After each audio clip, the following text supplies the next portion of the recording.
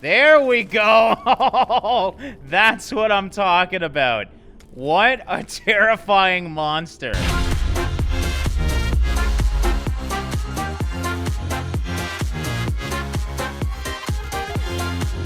What is going on, all you beautiful people? Drae here, and welcome back to another fully destructive episode of Besiege. Today, we are starting off with probably the biggest bridge by far that I've ever seen in Besiege, and one of the smallest cars. This is the Honda Beat. Now, this is really not the focus of this. This bridge is what we're going to be checking out today because it destructs in a very unique way. You can totally destroy it manually if you want with explosions, but you can also enable it to slowly destruct, and basically you have to try and outrun this thing slowly destroying itself, which is absolutely fantastic. So I intentionally got a pretty slow car to try and give ourselves a little bit of a challenge here. Now, you can actually choose the speeds of this. We're going to start off with this slow speed here, and I do got to give myself a little bit of a head start. You know what? Screw it. We're going to go right now, and hopefully this thing can keep ahead of this because, oh god, we're already losing the supports underneath us. This is horrifying. All right, there goes the first little bit. Oh my god, do a jump, little Honda. You can do it. Oh, we're getting lucky. Okay, we just got to speed up a little bit. Oh, I didn't expect to be already struggling. Oh, and we're done. I think we're done here, little Honda. Damn it! I'm going to have to really get a running head start if I want to have a chance at this. That was on the slowest setting. I thought it would at least do that. All right, gonna give it a little bit more of a head start, and hopefully it's the bumps that are gonna get me, because this thing has pretty much no suspension at all. So as long as we can stay ahead of the falling bits, we might actually be okay. That's harder than it seems, though, and I don't know if this speeds up and the further we go or how this works. All right, we're nearing the end, and I gotta say, I'm getting a little bit uncomfortable. Oh my god, it's starting to crack underneath me. Come on, we just got a little bit ways to go. It tends to, yeah, definitely speed up. And look at that one. That one actually just exploded behind me. And then it slows down. Come on, little car. We just got 2 more to do. Oh! Well, that's one way to end it. God, that could not have been closer. Oh, thank God. The little Honda Beat that could. Looks like we do have a little bit of a broken gear here, but we made it anyways. Was that wheel not working? That's probably why I was going so slow. We only had 3 wheels of power.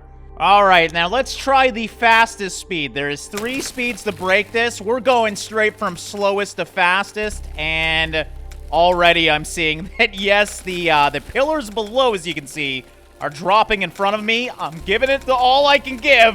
But yeah, okay, so that's going to be a lot more fun for something a little bit more speedy. Unfortunately, the Honda is not going to do it here, but it did a good job.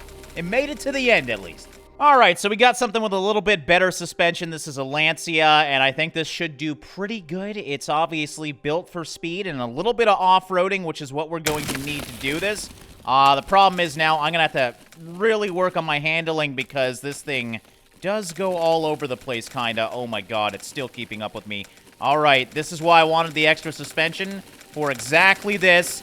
I don't know if the Lancia is going to do it. Maybe if I give it a head start, too. That is going so fast. Oh, my God. The bridge is going so much faster. Look at it crumble behind me. If I hit one of these walls, like I almost did there, we are cutting it real close. Literally destroying the wall with my mirror. Oh, God. It is catching up to me, isn't it? I am screwed. All right, I really wish I wasn't spinning all over the place, but I'm keeping these tires full throttle, man. And, of course, traction is not the best. I see the ground breaking underneath me. Yep, it's getting real close. Thankfully, we're at a big part now. They tend to slow down here. There we go. That's caving in. Oh, I should watch where I'm going. I just broke it myself! Oh, I didn't know I could do that. So, yeah, it is fully destructible after all. You can destroy it if you want to. And unfortunately, I screwed up there and fell off. We would have been close if it wasn't for that. So, yeah, that's probably the most impressive destructive bridge that I've seen. And amazingly, considering how big this is, you don't really have to run the game that slow. So, yeah, we got a lot more destruction to do today. That's the first one, though, a fully destructible bridge. Well, I've seen big bombs before, but I've never seen a bomb actually dwarf the aircraft that is carrying it. My god, this is absolutely crazy. This is the Hurrisvilger Attacker. Now, it's not just one bomb that this thing has. Let me show you before we take off what this thing has inside of it. It is absolutely ridiculous. First of all, we obviously have this giant tank here that you can drop off. Oh, that's a bad idea. Oh, I'm dead. I'm screwed. Oh, God. Okay, so there's lots of Yep, we're dead. So yeah, I don't know if you saw that, but it's got a bunch of grenades inside of it and a bomb at the top to detonate it. So at least we learn what's inside this big thing. Now, that's not the only thing that this thing has, as you can clearly see. Now, ooh, okay, let's drop those out. Okay, damn it. When I was test running this, it worked totally fine. Let's try that again. Okay, so we got 2 missiles there, or actually, those are bombs. We also can drop off... Damn it! So, yeah, as you saw, 4 missiles total. That doesn't stop, though. We actually have a nuke here. This is probably going to be the biggest explosion.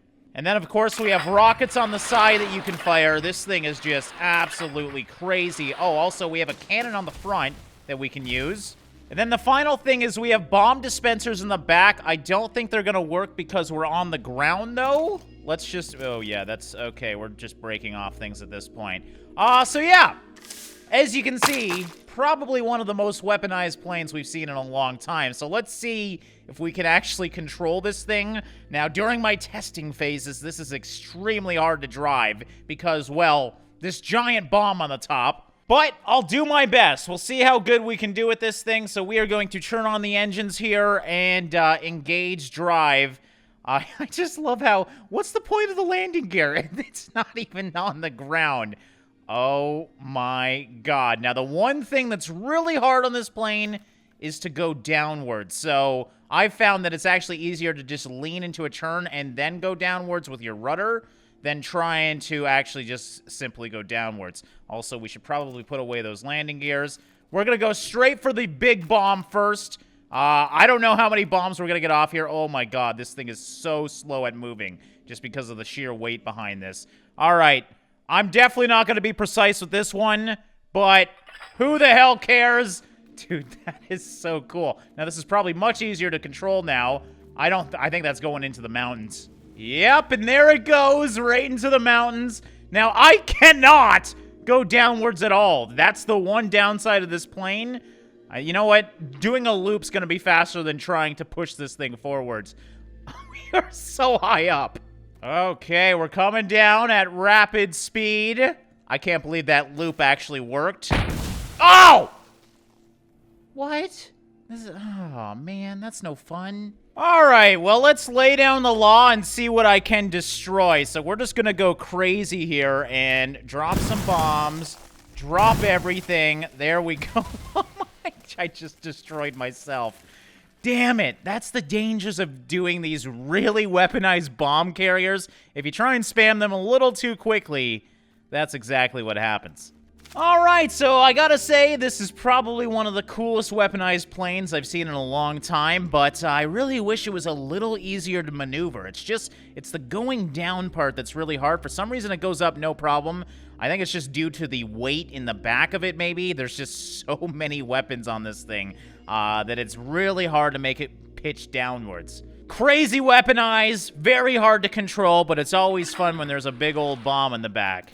Alright, so we've seen a lot of explosives, but what about something that can withstand explosives? This is the ADZ 1500 Bull Cruiser, and it's probably one of the most unique tanks that I've seen in a long time. As you can see, it has a plow that you can put on the front that's supposed to be able to withstand bomb detonation, so we're definitely going to try that, but it's also got something called a fascine on the front. Now, basically, what a fascine does, at least when we're talking about tanks, is it allows tanks to get to more difficult places by deploying it. As you can see, tanks are pretty good at going off-road, but when it comes to big obstacles like this, sometimes they need some help. So if we actually deploy the fascine here, so yeah, we have little hands here that we can drop it wherever we want. We might be able to get up here. It's still a very big jump up, so I don't know if this will work, but basically you just drop this off, and then we're going to raise those up so it doesn't re-grab it. And that's going to give me a little bit more of a chance to get up this thing. Hopefully I can actually utilize this and do it. Oh, unfortunately it pushed me back a little bit too far. All right, give me a couple more tries.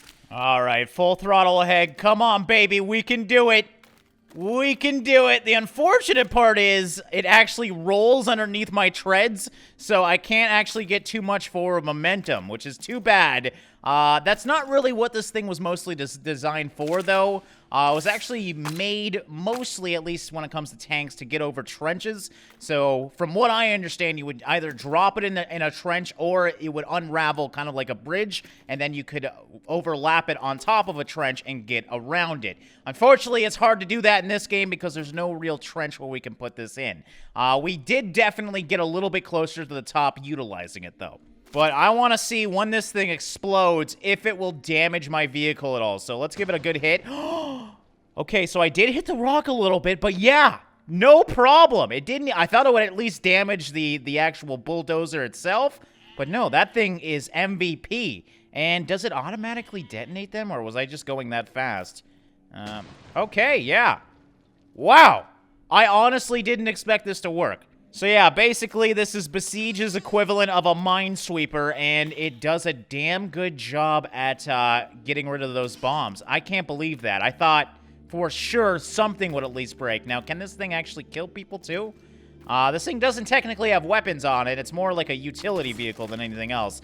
No, unfortunately, it does not kill. And as you can see, we have a crane on the back too, if you do want to pick up anything. So yeah, I thought that was cool. Oh, I guess it does have I forgot about the weapons. So obviously not very weaponized at all, but it does have a turret on the top, and basically it's just a dual crossbow machine gun. So yeah, not very weaponized at all, but just enough to deal with these little jerks around us. Well, would you look at this, ladies and gentlemen? We have a nighttime city map that looks fantastic. And not only that, this is actually fully destructible. Now, the one downside to that is I gotta play these at a ridiculously slow level. When you have a complex creation as well as a complex map, it just does a lot to PCs. So yeah, what we're looking at in front of us is the 40X multiple rocket launcher. A simple design, well, not really simple design, but I do like the classic look of it, a very Besiege looking vehicle.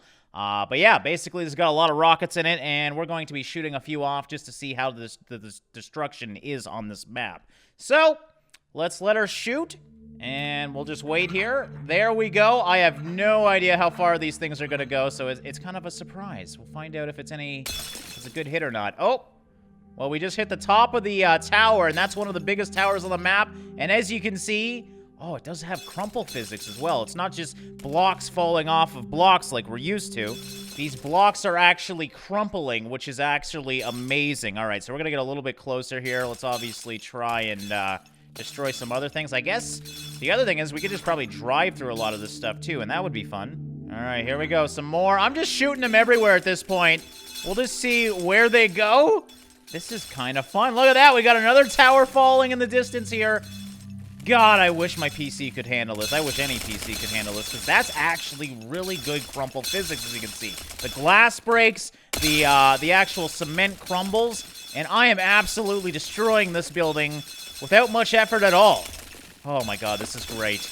Besiege has come a long way, man. Now we got whole worlds that you can literally destroy. Now I just want like a giant Godzilla so you can stomp around this map, because that would be so amazing. But yeah, literally everything is destructible, and as you can see, this is not a small map at all. There is a bunch of small buildings as well. We pretty much destroyed all the big ones, though, and now the game is just really lagging. It looks like all these pieces stay in the map as well, so we got a lot of stuff that is totally broken on the map now. This one's got rubble all the way up to the top of its building. I'm surprised it hasn't actually fallen over, but my god, that was just a few rocket shots, and the whole middle of the city is gone. Okay, I did want to try this little guy at a map that I can actually play at a decent speed. I still had to slow it down, though, mind you, because it's just there's so many rockets in this. But this is a speed demon, I will tell you that. And now you can actually see we can get up some serious speed. We're running at a 80% right now, by the way. But yeah, let's try and take down the castle. This should be easy with 80 rockets. Definitely not as fun as taking down a whole city, but hey, it's good enough for me. By the way, you can totally rotate this. It's kind of like a weird tank design. Looks like that's as high as you can get it, so you do have to arc your shots. The only thing I wish it had was a camera or some sort of aiming reticle, because I have no idea how far these are going to shoot. Okay, stop shooting. We are definitely going over the target. All right, back up a little bit. No big deal. But now you can see how fast this thing shoots. There we go. Keep backing. Keep backing. Yes! I love this little thing. Okay, I think we had to unlock the second system. There's 2 rocket systems in this. Let's try this now. All right, well, obviously the rest of these rockets don't want to explode. I think I just kind of bugged it out. Maybe one of the rockets got stuck and it destroyed the whole thing. We still are basically a moving bomb, though, so let's see if we can maybe blow this sucker up the old school way. There we go. And the castle's gone. All right, well, this is a weird one. Inside, we have a bunch of totally fine peasants. These guys won't get hurt at all. Yeah, this is a peasant launcher. The greatest invention ever known to man. Oops. Okay, so we have camera controls on the same button as the rotation for this. But yes, this is literally what you expect. Basically, you press a button here and out comes the peasants. I assumed they wouldn't do much damage. Oh, well, it looks like they broke off a part of his tail. That's really not that impressive, though.